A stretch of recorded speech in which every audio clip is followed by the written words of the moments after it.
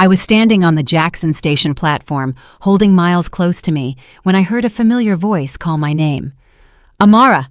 Amara Hayes, is that you? I turned around and froze. It was my father, Vernon. I hadn't seen him in almost 2 months, constantly coming up with excuses why I couldn't visit. I'd cut our phone calls short, citing tiredness and being too busy. Now he was standing right in front of me, and by the look on his face, I knew he saw everything. Welcome to Betty's Stories. I share new life stories here every day, and I'd really appreciate it if you hit subscribe and liked my video. Now, let's jump back into my story. I'm sure you'll love it if you keep listening till the end. He saw my worn-out puffer coat with the pocket that had ripped open, the cheap boots with the thin soles I'd bought off the internet, Miles in a snowsuit that was clearly too small for him, my own gaunt face, the dark circles under my eyes, and my hands trembling from exhaustion and fear.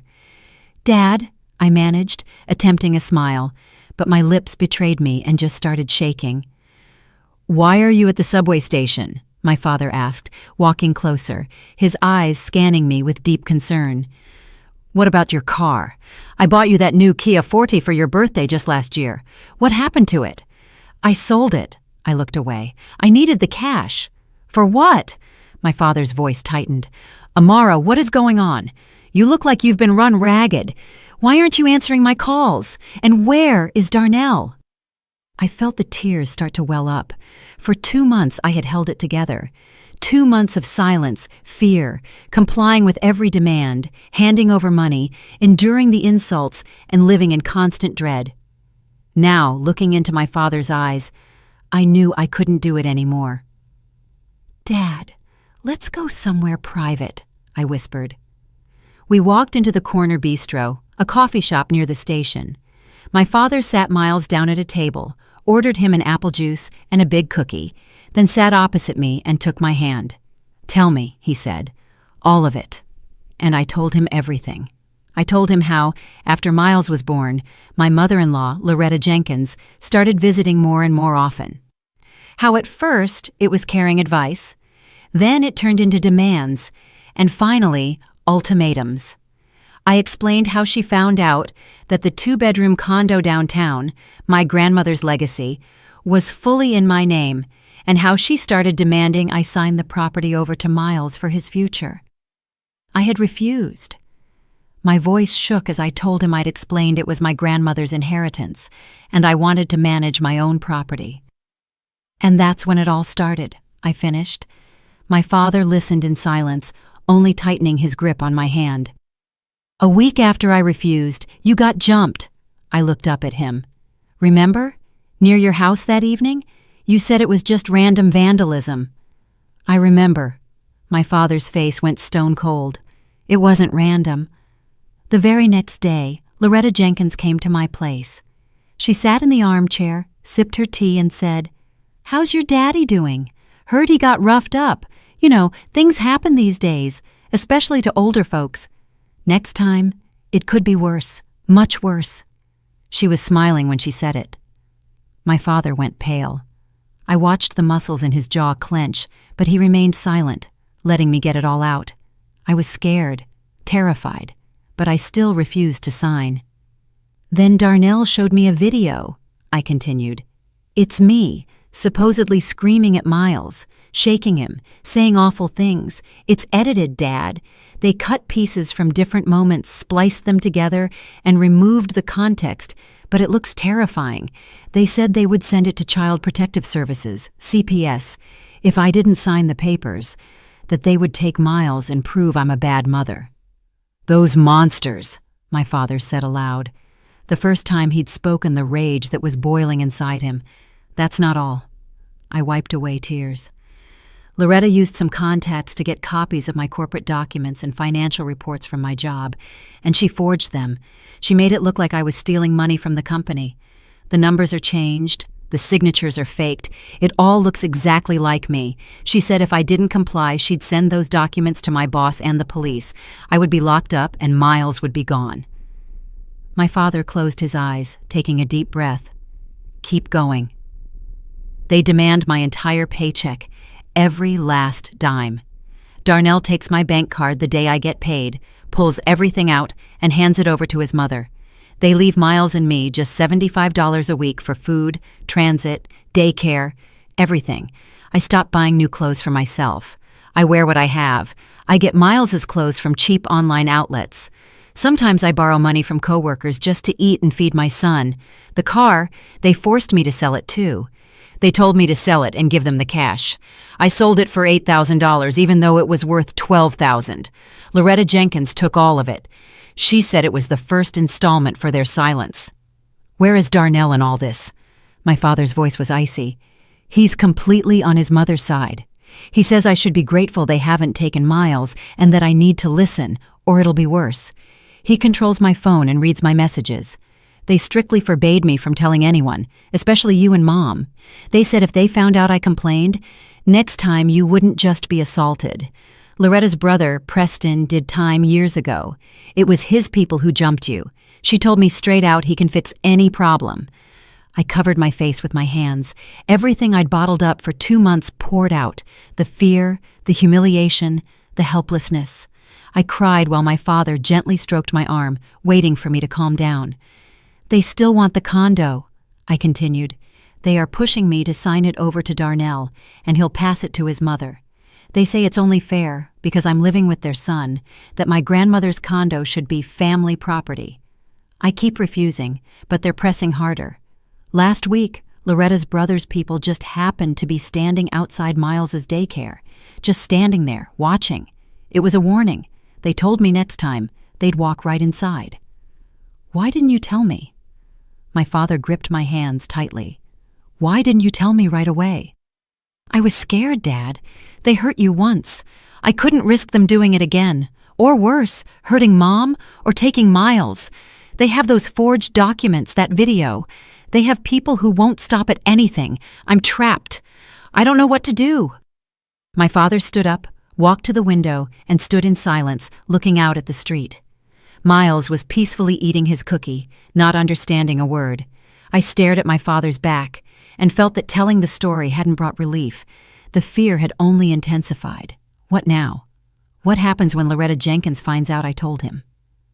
My father returned to the table, sat down, and looked at me. In his eyes, I saw something unfamiliar, something cold, hard, and professional. Amara, he said calmly, there are some things you don't know about me. What do you mean? You know I served 20 years in the Army, but you don't know where exactly. I frowned. My father had never talked about the details of his service. He only said he served, retired, and started working as a security consultant. I was in Special Operations, Army Intelligence, 20 years of operational work, surveillance, recruitment, threat analysis, neutralizing targets. I know how to collect information people hide. I know how to find weak spots. I know how to plan operations so that the target doesn't even realize they've been trapped until it's too late. I stared at my father with my mouth open. Special Operations, Army Intelligence.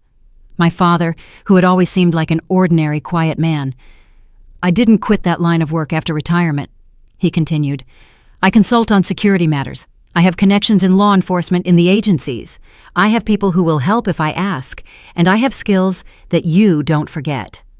Dad, I don't understand. You will now. He leaned closer. Your mother-in-law and her ex-con brother think they're the smartest people in the room. They think they can blackmail, threaten, and intimidate. They chose the wrong family. They touched my daughter and my grandson.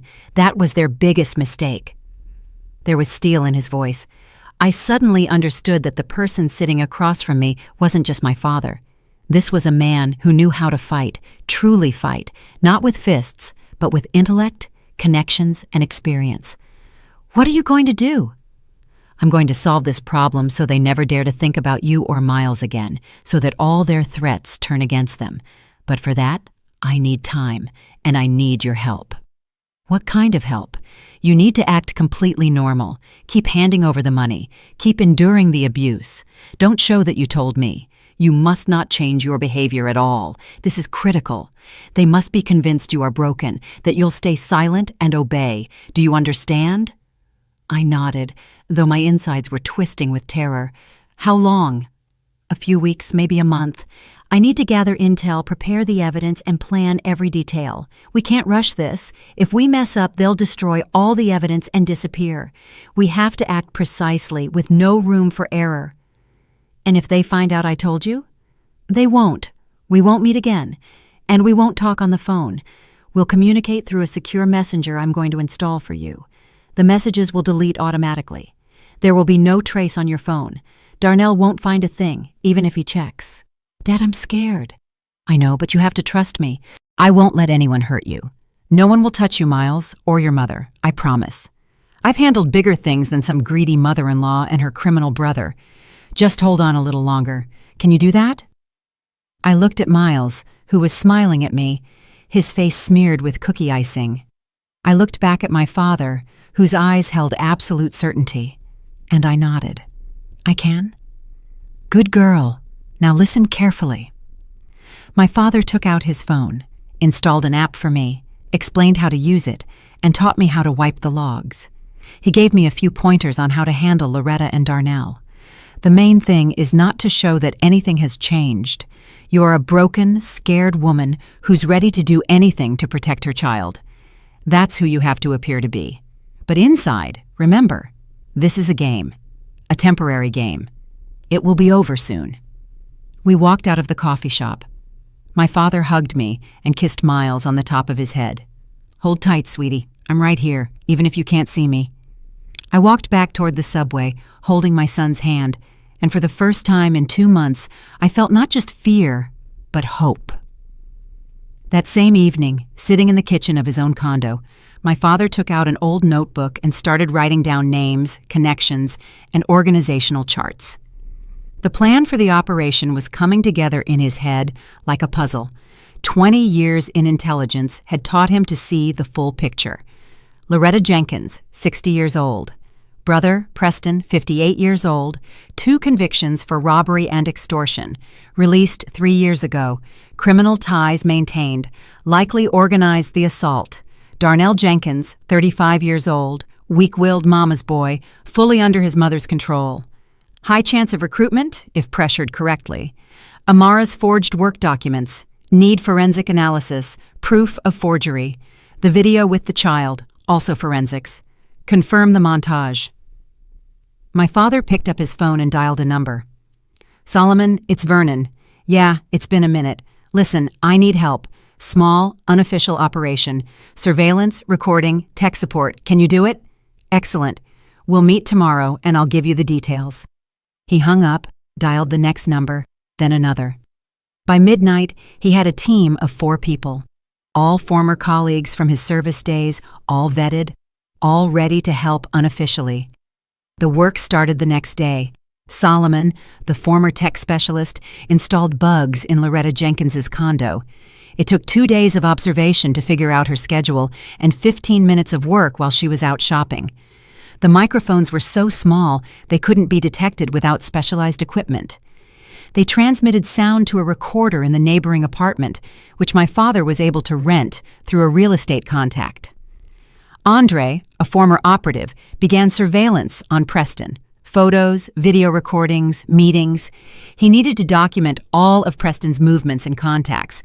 Within a week, a thick folder of material was sitting on Vernon's desk. Owen, now working for a private forensic firm, took on the analysis of the documents and the video. He dissected the fake financial reports in 2 days. Signatures were clearly forged, and the numbers were altered using a graphic editor. The signs of editing were obvious to an expert. The video with Miles was a classic montage. Clips were cut from different moments and spliced together. Owen wrote an official finding that could be used in court.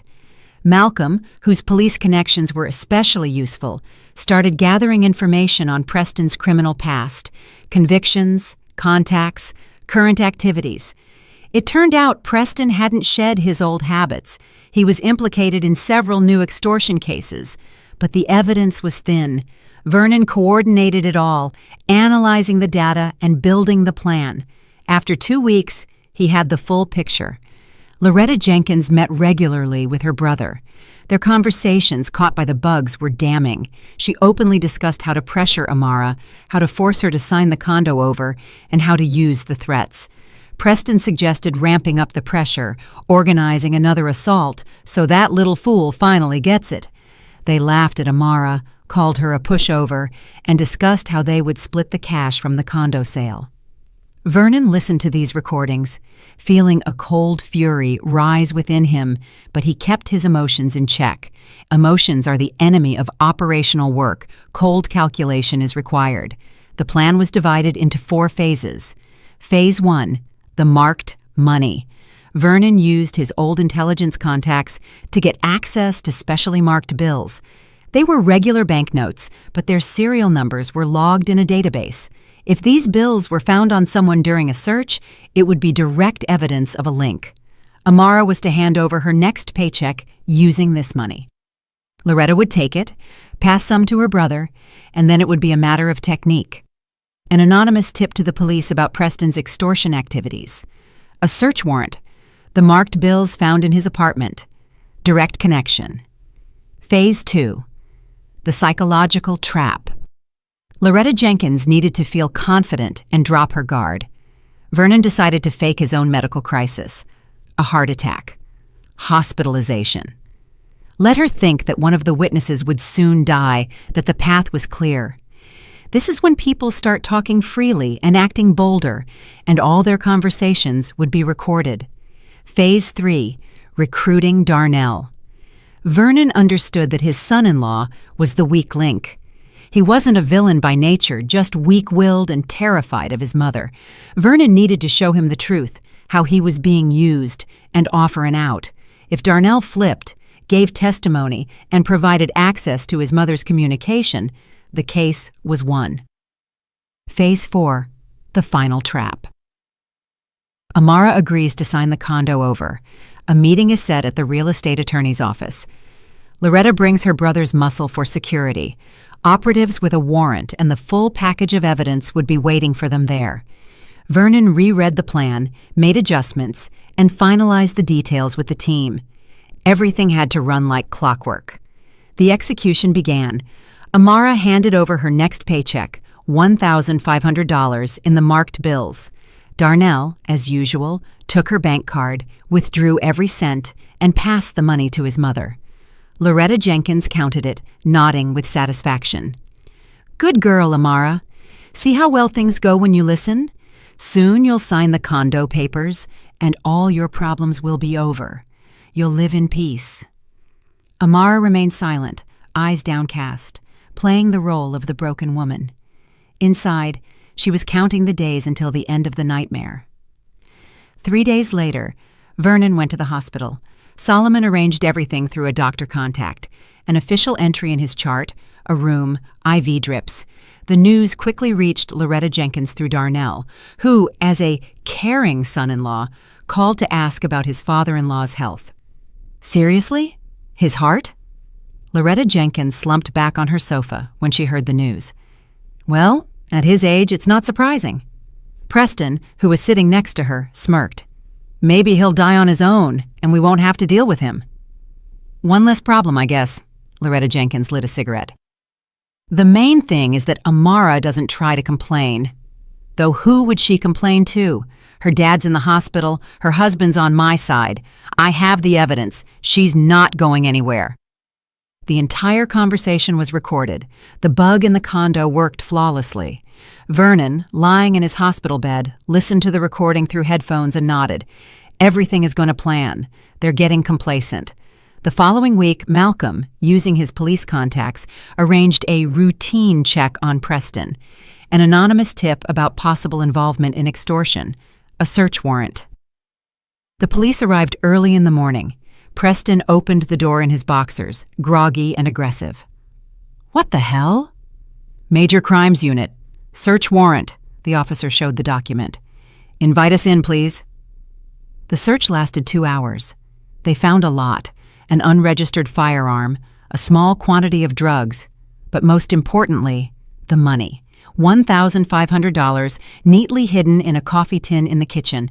The serial numbers were checked instantly against the database. "Where did this money come from?" the operative asked. "Mine. I earned it," Preston snarled. "Understood. These bills are linked to an active extortion case. You'll have to come downtown with us." Preston was taken away. Loretta Jenkins learned about it an hour later and was in a panic.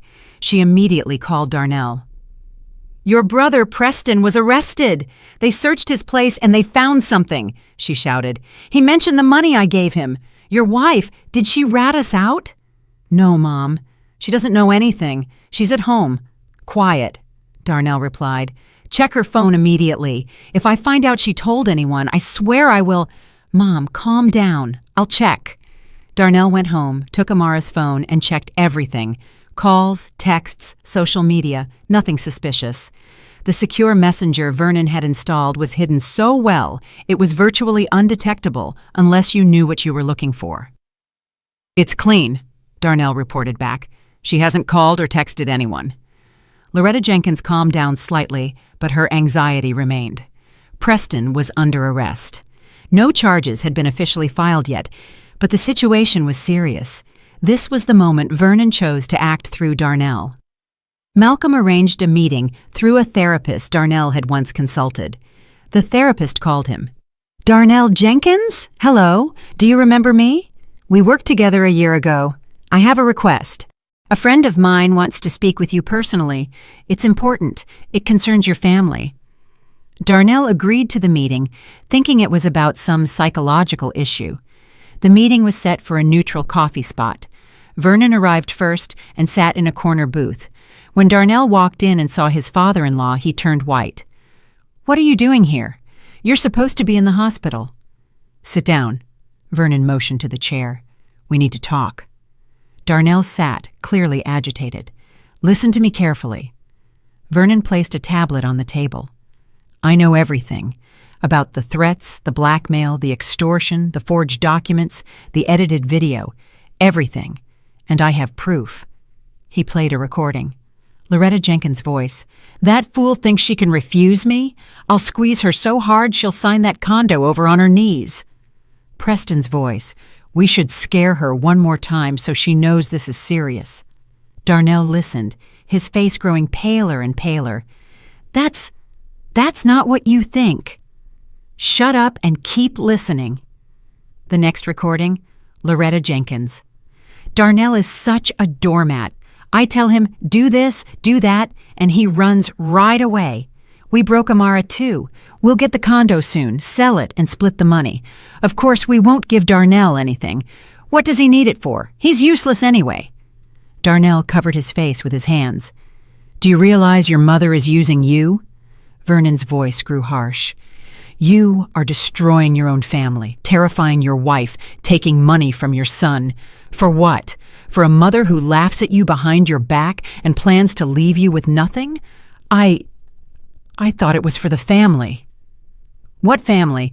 You've turned your wife into a terrified slave. You're robbing her of her own inheritance. You are an accomplice to extortion, threats, and document forgery. Do you understand? You're a criminal." Darnell sat silent, gripping his head. "You have a choice." Vernon leaned closer. "Either you keep following your mother and end up in the dock next to her, or you walk out of this right now, give testimony, and help us gather evidence. Then you have a chance to stay out of jail and try to fix at least something with your son." "What do you want from me?" "Your text messages with your mother. All her messages discussing the plans, the threats, her brother's activities, access to any documents she's hiding, your testimony about everything that happened, and most importantly, you keep acting normal so she suspects nothing until the finale. And if I refuse? Then I hand everything I have to the police. Your mother goes to trial. Her brother is already arrested. The charges are coming, and you'll go with them for complicity. Amara will get a divorce and full custody of Miles, and you'll see your son through the glass at the detention center. Choose." Darnell stared at the table. Several minutes of silence, then quietly, "I'll give you the messages and my testimony, but I don't want Amara to know how low I fell. She already knows, but if you help, There's a chance your son might forgive you one day. Maybe. Darnell nodded.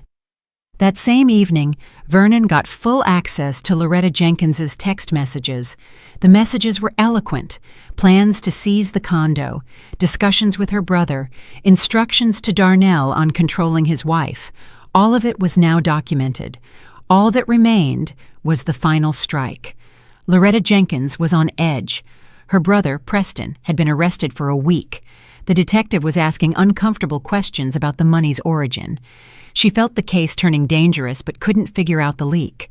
Amara was quiet, subdued, clearly broken. Darnell was obedient.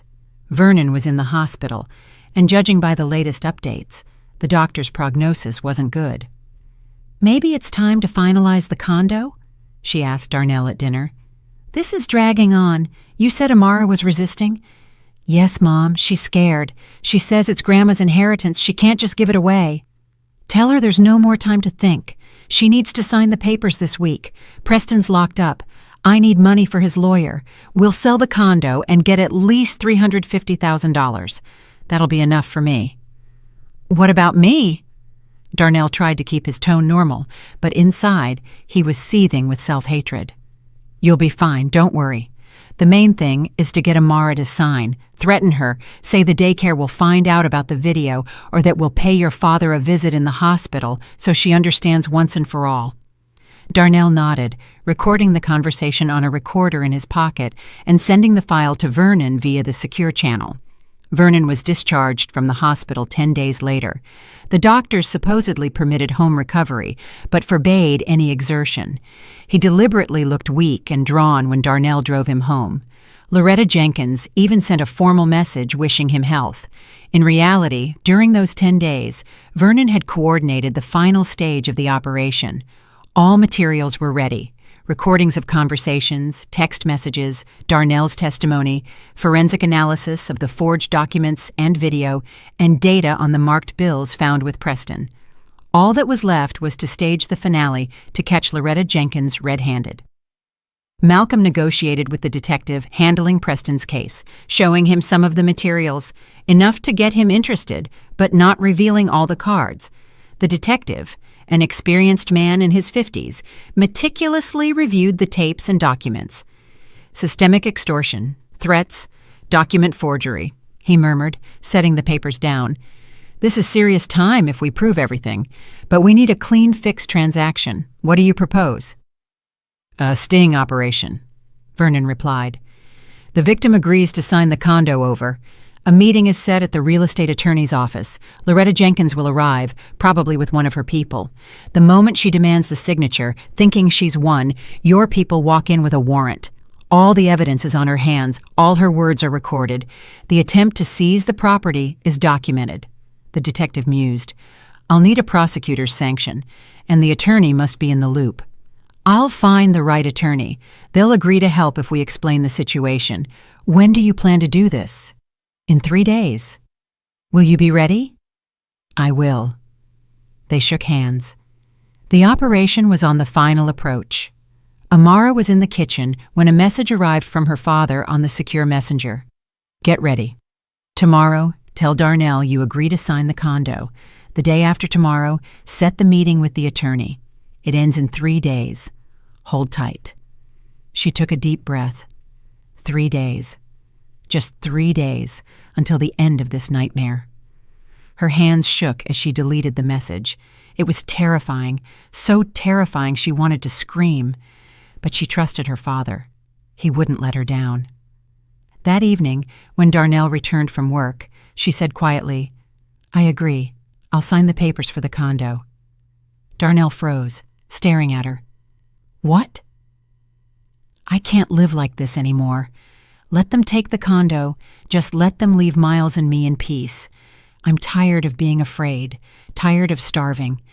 Let them have what they want." She spoke with such hopelessness that Darnell, who knew the truth, almost believed her. Amara was good at acting, or perhaps 2 months of fear had taught her that inflection of brokenness. "Are you serious?" He tried to sound normal, though he was inwardly clenching with shame. "Yes, call your mother. Tell her I'm ready. Tell her to set up the meeting with the attorney." Darnell went out onto the balcony and called Loretta Jenkins. She answered after the first ring. "Well, Mom, Amara surrendered. She agrees to sign." A pause, then a triumphant laugh. "I knew it. I knew that weakling wouldn't hold up. When does she suggest meeting the attorney?" "The day after tomorrow." "Perfect. I'll organize everything. You make sure she doesn't change her mind. And tell her to bring the original condo documents. Everything needs to be ready to process right away." "Okay, Mom." Loretta Jenkins hung up and immediately dialed another number. Vernon, listening through the bug in her condo, started recording. "Hello, Solomon. It's Loretta. Listen, I need your help the day after tomorrow. Need you to come to a real estate attorney's office. Keep an eye on a transaction. My daughter-in-law is signing over the condo. I'm afraid she'll chicken out at the last minute. Will you be there? Just stand next to her so she knows we mean business. Yes, just like last time with her father. Excellent. I'll meet you at the office at 2 o'clock in the afternoon." Vernon smirked. She was driving herself right into the trap. She was bringing a documented enforcer to the attorney's office to intimidate the victim. This was direct evidence of coercion. Couldn't have planned it better. He called the detective. "The day after tomorrow, 2 p.m., Ms. Victoria's office, 23 Garden Street. Loretta Jenkins will come with an associate named Solomon, an ex-boxer, history of battery. He'll threaten my daughter to get her to sign. Your people need to enter the moment the documents are passed to the attorney." "Got it. We'll be ready." The attorney, Ms. Victoria, was a strict but fair woman. When Vernon explained the situation and showed her the recordings and documents, she immediately agreed to help. "I've been practicing for 20 years. I've seen it all," she said. "But to so cynically take someone's inheritance through threats, what should I do?" "Act normal, accept the documents, start the paperwork, ask standard questions. The main thing is to document that your daughter is acting under duress. If Loretta Jenkins threatens her, or her associate starts applying psychological pressure, try to document it with words. Ask Amara if she really wants to sign the condo over, if there are any threats. Loretta won't be able to hold back. She'll start justifying herself or pushing harder. That's when your operatives come in. And if she stays quiet, she won't. I know these types. When they're close to victory, they become overconfident, arrogant. She will slip up." "Very well. I'll help." All that remained was to wait for the appointed day. The morning of the meeting, Amara barely slept. Miles woke up early, demanding attention, but she could hardly focus. Her father sent a short message. "All set. I'll be nearby in a car across the street from the office. Don't be afraid. You got this." Darnell was tense. He knew his mother was about to crash, but he was still worried. What if something goes wrong? What if she manages to wiggle out of it somehow? At 1:30, they drove to the attorney's office. Loretta Jenkins was waiting by the entrance. Beside her stood a massive guy with a shaved head and a scar on his cheek, Solomon the enforcer. He looked at Amara in a way that sent chills down her spine. "Well, finally you came to your senses," Loretta Jenkins smiled smugly. "Did you bring the documents?" "Yes." Amara showed the folder. "Excellent. Let's go." They walked into the office. Ms. Victoria greeted them with a professional smile and offered them seats. The office was small, bright, with a heavy desk and shelves of files. A security camera, standard for a real estate attorney's office, was mounted in the corner. "All right," Ms. Victoria opened her notepad. "You wish to transfer the deed for your condo. Amara Hayes, do I understand correctly that the property belongs to you by right of inheritance?" "Yes," Amara answered softly. "And you wish to transfer it to whom?" "My husband, Darnell Jenkins." "Understood. Is this your voluntary decision?" Amara hesitated. Loretta Jenkins instantly cut in. "Of course it's voluntary. She wants the condo in her husband's name. That's normal for a family." "I'm asking Amara Hayes," the attorney said sternly.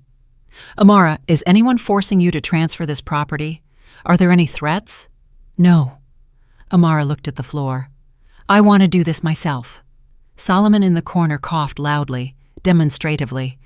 The hint was clear. Ms. Victoria looked closely at Amara, then at Loretta Jenkins, then at the enforcer. "Very well. I need the documents. The deed, your license, the marriage certificate."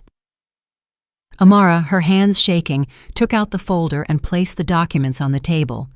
The attorney began reviewing them, making notes. Loretta Jenkins nervously fumbled with her purse. The proximity of victory made her impatient. "Will this take much longer?" she finally snapped. "As long as the law requires," Ms. Victoria replied calmly. "Amara, do you understand that after this transfer you will lose all ownership rights to this condo?" "I understand." "And you are ready for that?" "Yes." "Good. Then I need you to read the text of the agreement and sign here, here, and here." She held out the document. Amara took the pen. Her hand trembled so hard she could barely hold it. Loretta Jenkins leaned closer, monitoring every move. Come on, don't drag it out," she hissed through her teeth. Amara made the first signature, the second. She raised the pen over the spot for the third signature and froze. "What is it?" Loretta Jenkins raised her voice. "Sign it." I don't know." Tears fell from Amara's eyes onto the paper. "Darn it!" Loretta Jenkins grabbed her arm. "Are you backing out after everything we discussed? Did you forget what happens if you refuse?" "Loretta Jenkins," the attorney said sharply, standing up, "please calm down. Amara Hayes has the right to change her mind at any time." "What right?" Loretta Jenkins wheeled around to the attorney. "She's backing out. She thinks she can just walk away?" Solomon got up from his chair, taking a menacing step toward the table, silent but threatening. "Young man, sit down," Ms. Victoria ordered, "or I will call security." "Sit down, Solomon." Loretta Jenkins tried to compose herself. "Amara, sweetheart, you know this is for your own good, for Miles. Sign it and everything will be fine. If you don't sign, remember our talk about the daycare? About CPS? "Are you threatening her?" The attorney stood firm. "I'm not threatening, I'm explaining." Loretta Jenkins turned back to Amara. "I'm telling you for the last time, sign it, now." Just then the office door flew open. 3 men in plain clothes walked in, followed by the detective and 2 uniformed officers. "Loretta Jenkins." The detective pulled out his badge. "Major Crimes Unit. You are under arrest on suspicion of extortion, threats, and coercion to commit a transaction." He turned to the enforcer. "Solomon, you are also under arrest for complicity." Loretta Jenkins went white. "What? What extortion? I didn't do anything." "We have recordings of your conversations, text messages, and witness testimony." The detective nodded to the operatives. "Take them in." Solomon tried to bolt for the door, but he was restrained in a second. Loretta Jenkins thrashed and screamed, "This is a setup! Amara, tell them you wanted to sign the condo over yourself. Darnell, why are you quiet?" Darnell sat, head lowered. "Darnell!" She grabbed his shoulder. "Say something." "I gave testimony, Mom," he said quietly. "I told them everything about the threats, the blackmail, the forged documents, the assault on Grandpa. Everything." Loretta Jenkins recoiled as if struck. You betrayed me. You forced me to betray my own family." Darnell lifted his eyes. "I ruined my life because I was afraid to cross you, but no more. I won't be your puppet anymore." "Loretta Jenkins," the detective showed the warrant, "you are being charged under the state criminal code with extortion, committed by an organized group with the threat of violence. The sentence is 5 to 10 years. You have the right to remain silent." "This is a mistake. I didn't do anything. Amara, tell them." Amara slowly stood up, looking her mother-in-law straight in the eye. "You took 2 months of my life. You drove me to poverty. You scared me, humiliated me, took my last pennies, threatened my child, and ordered my father to be assaulted. You thought I would break forever, but you were wrong. I am not alone." Loretta Jenkins was led out in handcuffs. Solomon, too. Their shouts could be heard fading down the hallway. The detective approached Amara. "Amara Hayes, we need you to provide an official statement. Tell us everything that happened in detail. Are you ready to come to the precinct now?" "Yes." Amara nodded. "Good. Ms. Victoria, thank you for your cooperation. We will need your testimony as well." The attorney nodded. Amara walked out onto the street. Her father's car was parked across from the office. Vernon got out and embraced his daughter. She burst into tears, burying her face in his shoulder. "It's over," he whispered. "Everything is going to be all right now." The next 2 weeks were filled with interviews, forensics, and court procedures. Preston was charged with organizing the assault and extortion proven by the marked bills. He was convicted quickly. A repeat felony offense was an aggravating circumstance. 8 years in a maximum security prison, Loretta Jenkins was charged with 3 counts: extortion, document forgery, and making threats. The investigation lasted 1 month. Darnell gave detailed testimony, recounting every episode of the blackmail. Vernon provided the tapes that captured Loretta Jenkins's every word. Forensic analysis confirmed that Amara's financial documents had been falsified. The video with Miles was ruled a montage. The case against them collapsed. Amara's company management apologized, reinstated her position, and gave her a substantial raise as compensation for moral damages. Darnell was not charged criminally, thanks to his cooperation with the investigation. But Amara filed for divorce. The process was swift. Darnell didn't fight it, admitted his guilt, and agreed to all terms. Loretta Jenkins received 5 years probation with a restraining order banning her from approaching her former daughter-in-law or grandson within 300 feet. Her age, lack of prior convictions, and partial admission of guilt were factors. But most importantly, she lost everything. Her son, who refused to communicate with her, her grandson, whom she would never see again, and the money she spent on lawyers. She was forced to sell her condo to pay the legal fees. Amara stood on the courthouse steps when the verdict was delivered, feeling an enormous weight lifted from her shoulders. Her father was next to her, holding Miles in his arms. "Mommy, why are you crying?" the boy asked. "Happy tears, sweetie," she hugged her son. "Just happy tears." Darnell requested a meeting a week after the divorce. They met at the same coffee shop where Vernon had first talked to him. "I know you won't forgive me," he began, unable to look up. "I know I destroyed everything, but I want to try to fix what I still can.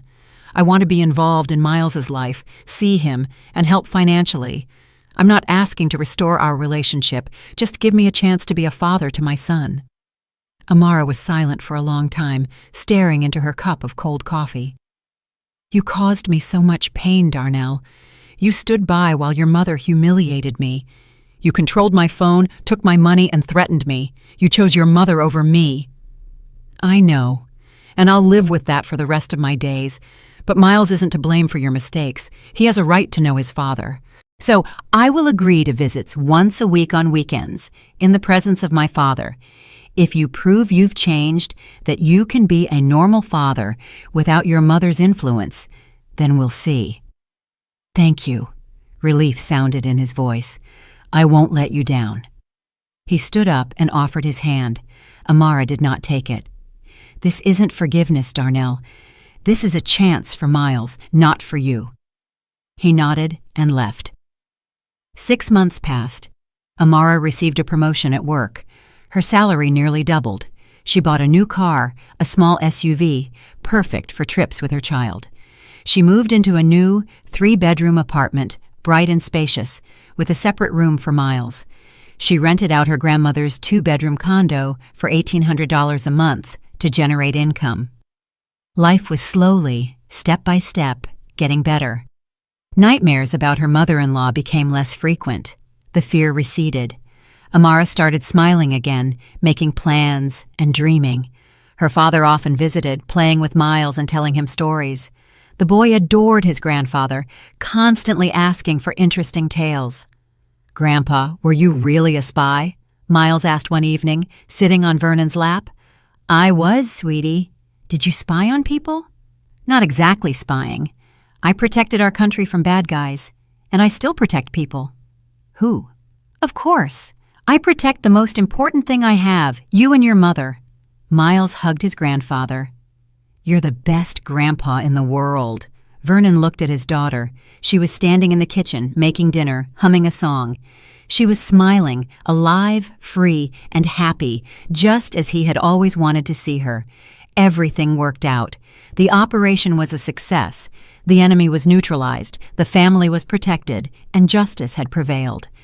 Just like the good old days of his service, except the stakes were personal, not national. "Dad, dinner's ready," Amara called. "Coming, soldier." Vernon lifted his grandson into his arms. "The commander calls us to the table." They sat down to dinner, the three of them. Grandma couldn't come. She was visiting a friend. Miles babbled about preschool, his new friends, and his teacher. Amara listened, serving him food and laughing.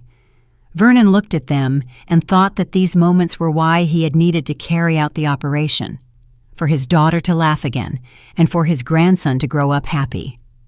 After dinner, Miles fell asleep on the sofa, clutching a teddy bear. Amara covered him with a blanket and sat down next to her father. "Dad, I wanted to say thank you for everything. If it weren't for you, I never would have climbed out of that hole. Loretta Jenkins would have crushed me completely, taken the condo, the money, maybe even Miles." "You would have managed on your own," Vernon argued. "Just later. You're strong and smart. I just accelerated the process and ensured legal compliance." "No, Dad, I was broken. 2 months of fear had done its job.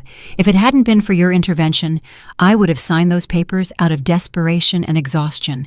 I would have signed and lost everything. But you didn't sign. You waited and trusted me. That takes strength, too." Amara hugged her father. "You taught me the most important thing. Never give up, even when it seems like there's no way out." "There's always a way out, if you don't drop your hands. Remember that, and pass it on to Miles when he grows up." They sat in silence, listening to the quiet breathing of the sleeping boy. It was getting dark outside. The city lights were coming on. Life was moving forward. A new, clean life, free from fear and threats. Vernon stood up, preparing to leave. "Good night, sweetheart." "Good night, Dad. And thank you again for just being you." He smiled, kissed her forehead, and left. Amara remained alone with her son in her condo. Her condo. No one could take it. No one could threaten her. She was free, finally free. A year had passed since Loretta Jenkins was led out of the attorney's office in handcuffs. A year of freedom, a year of new life, a year of healing from the nightmare that had seemed endless. Amara sat in her office. She now had a private space with a nameplate that read Head of Analytical Department on the door. The promotion had come 3 months after the trial ended. The management not only restored her reputation, but publicly apologized for not noticing the signs of blackmail sooner. Her salary had increased 2.5 times. Now she could not only provide everything Miles needed, but also put money away for the future. On her desk lay the lease agreement for the old condo. The tenants paid their $1,800 a month reliably, a good passive income. The new apartment was bigger, brighter, in a great neighborhood near a park. Miles had his own room filled with toys, books, and educational games. The boy was growing up happy, surrounded by the love of his mother and grandfather. Darnell continued to meet with his son every Saturday, at first in Vernon's presence, and then, when Amara was convinced he had genuinely changed, she allowed one-on-one visits.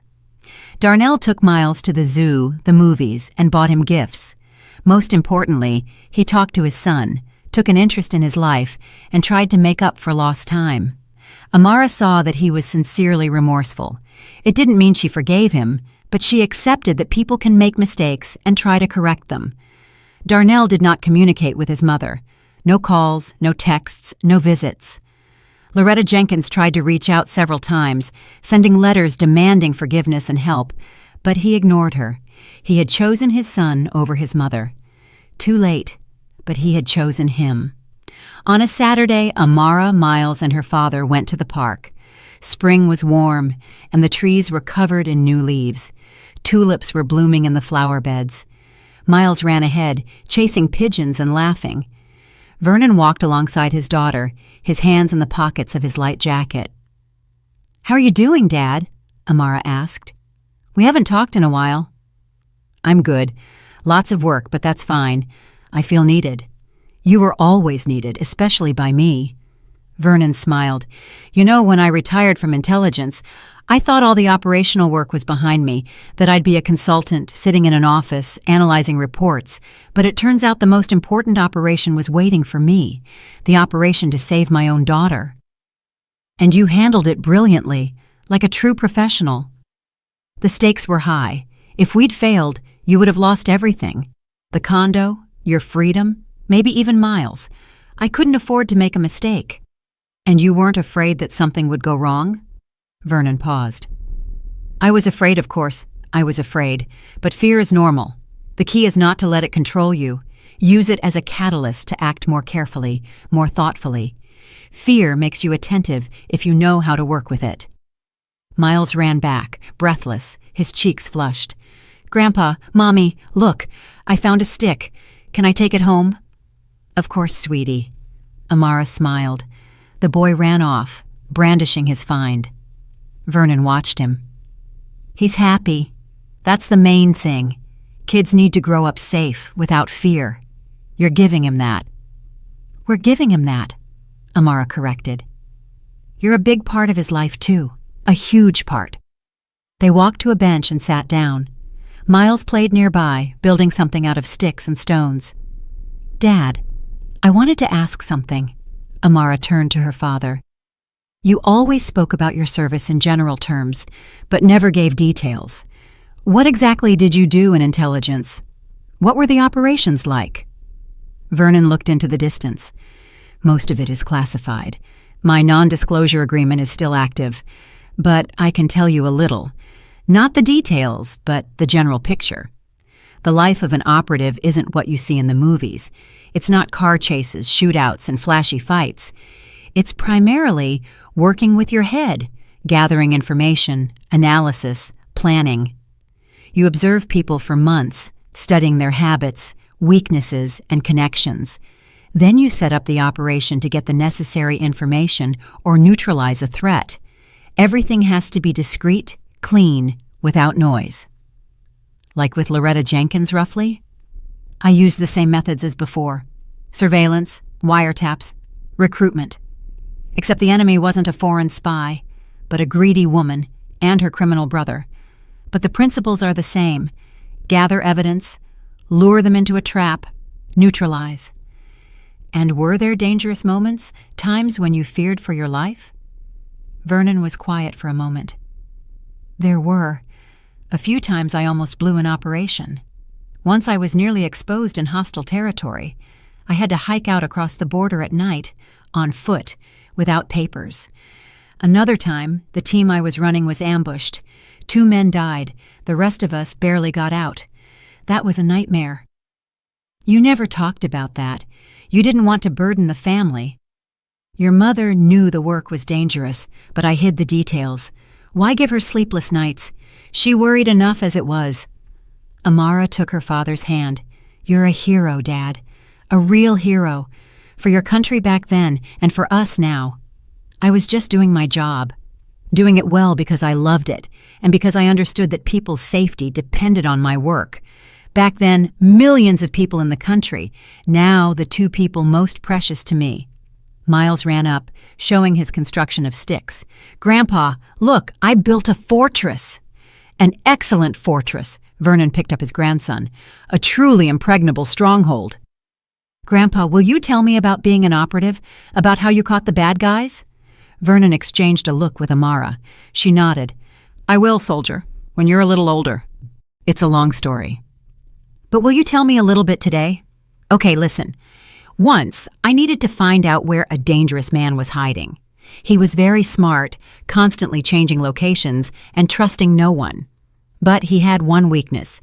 He loved rare books and collected them, and we used that. Miles listened, mouth wide open. Vernon told the story, simplifying it, removing the dangerous details, turning a real operation into a fascinating tale. Amara listened too, understanding that every word her father spoke was part of a life he had once kept secret. In the evening, after Miles was asleep, Amara sat on the balcony with a cup of tea. The city lights twinkled. Somewhere below, the road hummed, but here on the 7th floor, it was quiet and peaceful. She thought about the past year, So much had changed. A year ago, she was a hounded, terrified woman who feared every phone call and every knock at the door. She gave away her last dollars, endured humiliation, and lived in constant fear for herself and her son. It had felt like there was no way out, that she was trapped forever. Now, she was free, working in a good position, earning a decent salary, and raising her son with love and security. Loretta Jenkins could no longer harm her. The probation and restraining order kept her at bay. Darnell no longer controlled her every move, took her money, or read her messages. He was simply a father who saw his son once a week. Nothing more, nothing less. Amara realized that the main lesson she had taken from this story was never to give up. Even when it feels like you're at a dead end, that all paths are closed, there is always a way out. You just need to find the strength to ask for help, to trust those who can help. If she hadn't met her father at the subway that day, if she had kept silent, if she had continued to endure, how would it have ended? She would have signed the condo over. Loretta Jenkins would have sold it, taken the money, and left Amara and Miles with poverty and shattered hopes. Or even worse, taken her child through CPS, using the fake evidence. But she had spoken up, trusted her father, and he saved her. Her phone vibrated. A text from a coworker. "Morning meeting rescheduled to 10 a.m. Can you make it?" She replied, "Yes, no problem. Just a normal work text, a normal life. How good it felt for life to be normal again." A month later, an unexpected event occurred. She received a call from an unfamiliar number. "Amara Hayes, this is attorney Nicholas Sargent. I represent Loretta Jenkins." Amara stiffened. "I'm listening. What do you need?" "My client is requesting a meeting with you, a private meeting. She wants to talk, apologize, and explain some things." "No," Amara cut him off immediately. "I don't want to see her. We have a court-ordered restraining order." "The meeting will be in a neutral location with an attorney present, yours if you wish. No violation of the order. Loretta Jenkins has acknowledged her mistakes and is undergoing therapy. She is genuinely remorseful and wants to ask for your forgiveness." "I don't need her apologies." "Amara Hayes, I understand your feelings, but sometimes a face-to-face meeting helps close a painful chapter in life. Think about it. If you decide to agree, call me."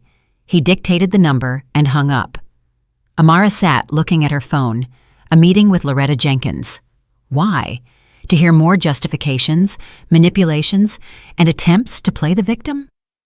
That evening she told her father, "What do you think? Should I go or not?" Vernon thought for a moment. "That's your decision, but I can give you advice. If you go, it must be for you, not for her. If you need to look her in the eye and say everything you think, go. If you need to close this chapter completely, go. But if you're afraid she'll start manipulating, pressuring, or playing on your feelings again, don't go. You owe her nothing." "I'm not afraid of her anymore," Amara said. "It's strange, but I truly don't fear her. She no longer has power over me." "Then you decide." Amara thought for 3 days. Then she called the attorney. "I agree to the meeting, but only in the presence of my father, and for no more than 30 minutes." Agreed. The meeting was set for the corner bistro. Amara arrived with her father and sat at a table by the window. Loretta Jenkins entered with her attorney. Amara hadn't seen her in a whole year and was startled by the change. Her mother-in-law looked old, truly old. Her hair was graying, her face was drawn, and her back was hunched. She looked every bit her 60 years, maybe more.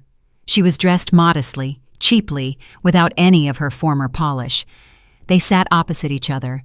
Loretta Jenkins looked at the table, not meeting Amara's eyes. "Hello, Amara," she said quietly. "Hello?" Amara kept her voice cold. "You wanted to talk. Please speak." Loretta Jenkins sighed. "I want to apologize for everything I did, for the threats, the blackmail, for turning your life into a hell. I was obsessed with greed. I wanted the money, the condo, and I didn't think about the consequences.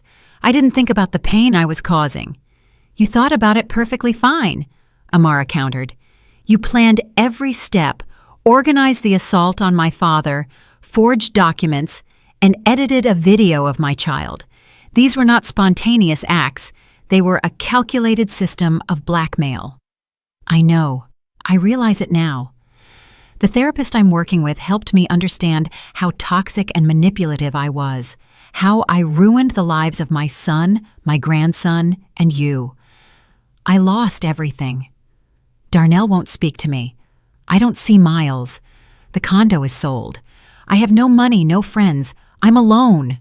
And you want me to feel sorry for you? Amara's voice was steel. No, I'm not asking for pity. I deserve what I got. I just want you to know that I am sincerely remorseful. If I could go back in time, I would never have started any of this. Amara looked at her for a long time, silently, then said, "Do you know the most awful thing about your story? It's not that you tried to steal the condo, not the threats, and not the blackmail. It's that you destroyed a family. You turned your own son into a puppet, stripped him of his will, and forced him to betray his wife. You nearly deprived my son of his mother. You did everything to make 3 people, me, Darnell, and Miles, miserable. For what? For money? For a condo?" Loretta Jenkins was silent, tears streaming down her cheeks. "I can't forgive you," Amara continued. "I went through 2 months of hell. I starved. I was afraid. I cried at night. I thought about ending my life. You drove me to the edge. And the only thing that saved me was my father, the man you ordered to be assaulted." Vernon sat next to her, calm and silent. His presence gave Amara strength. "But," Amara paused, "I release you. I don't forgive you, but I release you. You no longer have power over me. You no longer occupy space in my thoughts.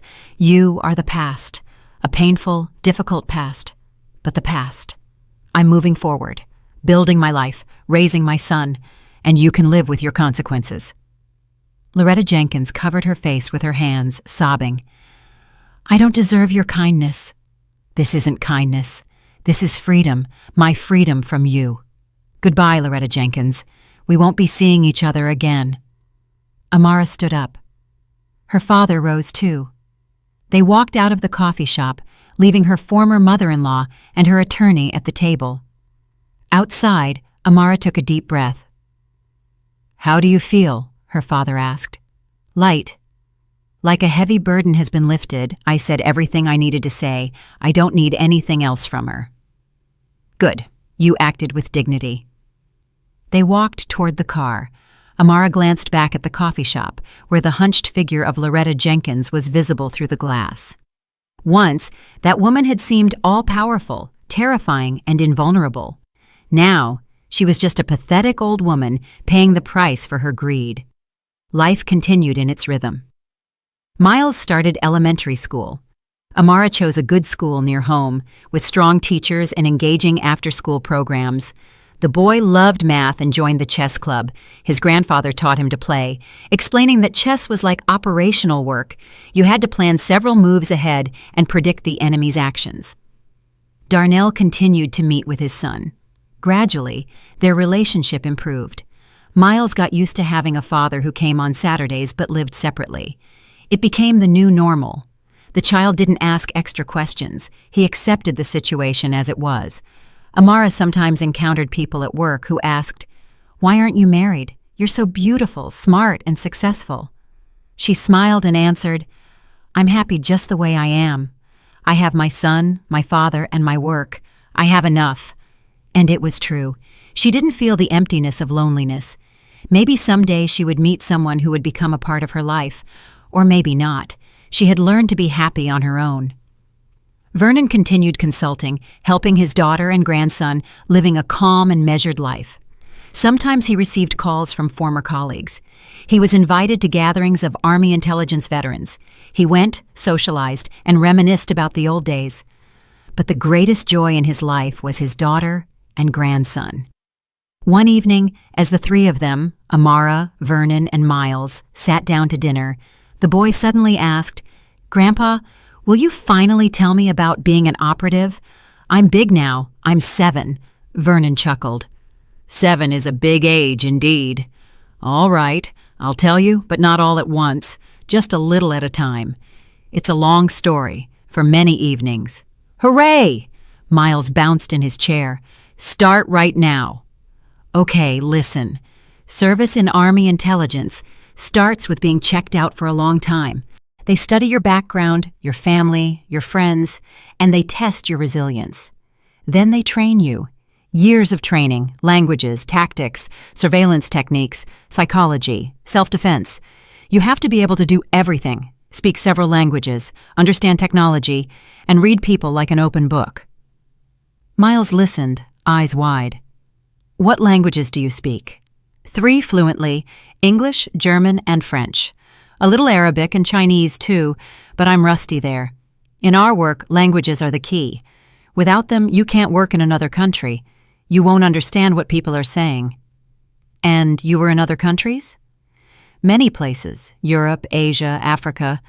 I worked under different cover stories, businessman, journalist, diplomat. The main thing was that no one was supposed to guess who I really was. It's like a spy in a movie. It's similar, but without the special effects. The real work of an operative is patience, attentiveness, and knowing how to wait. Sometimes you sit in a car for weeks, watching a target, writing down who visits them and where they go. It's boring but necessary. And was there danger? Vernon glanced at Amara. She nodded. He could tell a little, but without excessive detail. There was. Once I was nearly exposed. I was working in one country, gathering information about a terrorist group. They figured out someone was tailing them and started checking. I had to make an emergency exit, abandon everything, and hide for a few days. I crossed the border at night, hiking through the mountains. It was tough, cold, and scary, but I managed. You're a hero, Grandpa. I was just doing my job, like many other people who protect our country. Soldiers, police officers, rescuers. They are all heroes every day. Amara listened to this conversation and thought how wonderful it was that Miles was growing up with a grandfather who taught him not just chess and math, but life. He taught him to be strong, responsible, and fair. He taught him not to give up, not to fear difficulties, and to protect the weak. After dinner, when Miles was asleep, Amara and her father sat in the kitchen drinking tea. Dad, thanks for the story. Miles loved it. He needs those kinds of stories. Boys need to grow up understanding that there are real values. Honor, duty, protecting loved ones. Not money, not power, but those things. You're raising him right. I worry sometimes that I spoil him, that I'm too soft. You're an excellent mother. Strictness and softness must be in balance. You love him, you care for him, but you also set boundaries. That's right. Amara poured tea. You know, sometimes I think, what if I hadn't met you at the subway that day? What if I had stayed silent and continued to suffer? No need to dwell on what might have been. You met me and you spoke up. That's the key. You weren't afraid to ask for help. Many women stay silent, afraid, ashamed, thinking they can handle it alone. And then it turns out to be too late. That's why it's important to talk about it. If any of your friends find themselves in a similar situation, you now know you must act, find help, and not stay silent. Silence is the aggressor's ally. Amara nodded. I'll remember that. They sat in silence, listening to the wind outside the window. The city went on with its life.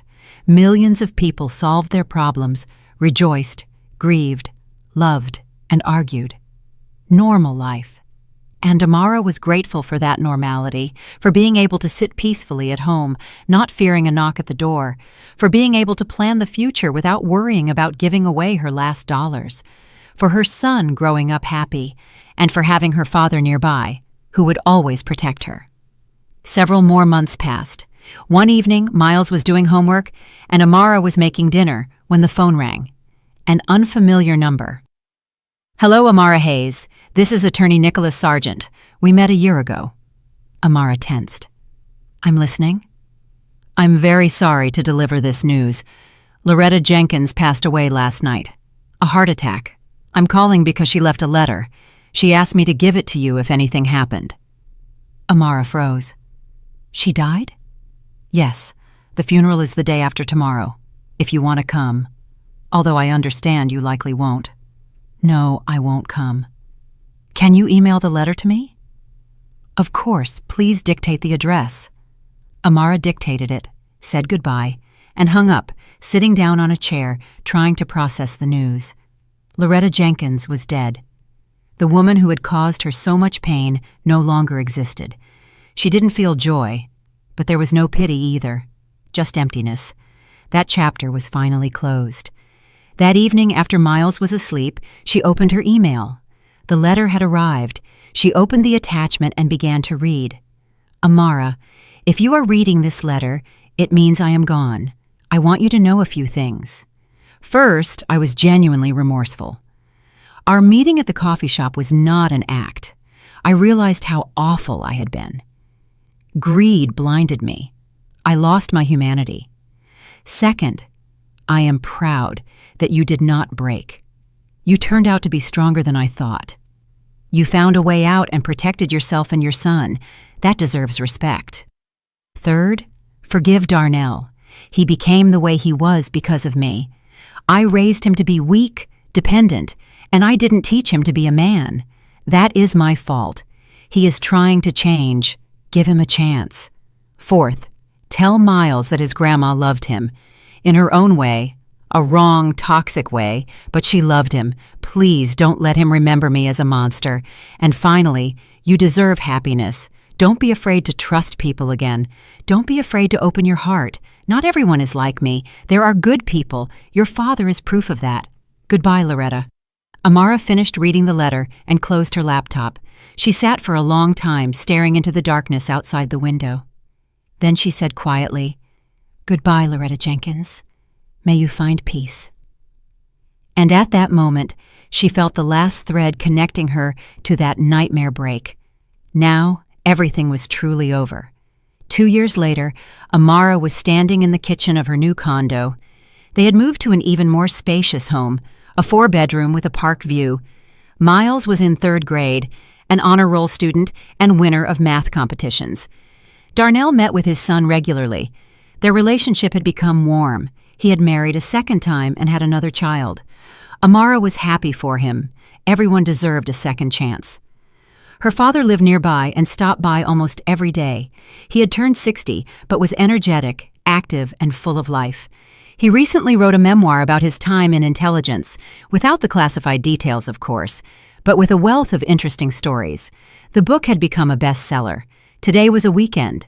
The whole family had gathered for lunch. Amara, Miles, Vernon, and Amara's mother. The table was set, smelling of delicious food. Outside, it was sunny spring. "Grandpa!" Miles pulled a medal from his backpack. "Look, I won the chess tournament." "Way to go, soldier." Vernon took the medal and examined it. "I knew you could do it. Remember what I told you? Chess is mental training. The one who can think several moves ahead wins." "I remember, and I thought the way you taught me." Amara looked at this scene and felt complete happiness. Her son was healthy, smart, and happy. Her father was nearby, wise, strong, and loving. Her life was filled with meaning, work, and love. The nightmare was long in the past. It had no power over the present. After lunch, they went for a walk in the park. Miles ran ahead. Grandpa and Mom walked slowly behind. Vernon put his arm around his daughter's shoulders. "Are you happy?" "Yes, Dad, very happy." "I'm glad. That's all I ever wanted, for you to be happy." They walked along the path.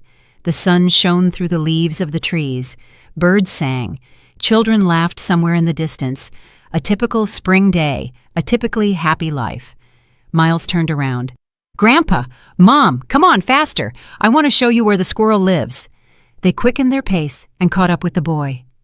The 3 of them walked further into the park, and Amara thought that this was true happiness. Not money, not condos, not careers, but these moments when you are with the people you love most, when the sun is shining, and when there is peace and stillness inside. She had been through hell, but had emerged from it. She hadn't broken. She had become stronger. She had learned not to be afraid to ask for help, not to be ashamed of weakness, and to trust her loved ones. And, most importantly, she had learned to forgive, not Loretta Jenkins, but herself. For enduring, for staying silent, for being afraid. Now she knew she was stronger than she thought, and those who would protect her would always be by her side. Life moved on, a beautiful life, full of hope, and there was so much good still to come. I'm really glad you're here and that I could share my story with you. If you liked it, show me by liking the video and subscribing to my channel. Let's see how many of us there are. Write in the comments which city you're watching from and what time it is. I'm so curious to know where all you wonderful people are tuning in from. If you want to support me a little extra, you can also send a small donation. I share new life stories for you every single day. And now, 2 of my most popular stories will pop up on the screen so you can choose what to watch next.